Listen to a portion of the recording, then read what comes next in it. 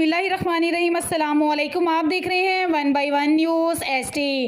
अहम खबर शामिल करते हैं। डीआईजी ऑपरेशंस की हदायत पर वन व्हीलिंग करने वालों के खिलाफ क्रैकडाउन। शादबाग 15 वन व्हीलर को गिरफ्तार करके मुकदमा दर्ज कर लिया।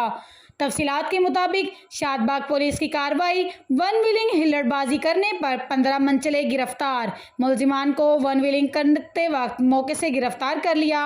मुलजिमान मिलकर रोड पर वन व्हीलिंग और जिगजैग करने के करतब दिखा रहे थे।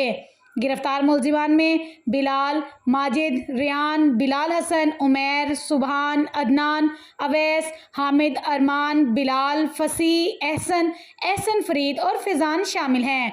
मुलजिमान के जेर इस्तेमाल मोटरसाइकिलों को बंद करके पुलिस तहवील में ले लिया गया। सड़कों पर खतरनाक वन व्हीलिंग करने वाले अपनी और दूसरों की जान को खतरे में डालते हैं। एसपी सिटी इखलाकुल्लाह ताड़ का कहना था कि वन व्हीलिंग करने वालों को फौरी गिरफ्तार किया जा रहा है। मजीद ऐसी खबरों से बखबर रहने के लिए देखते रहिएगा चैनल 1 बाय 1 न्यूज़ एचडी।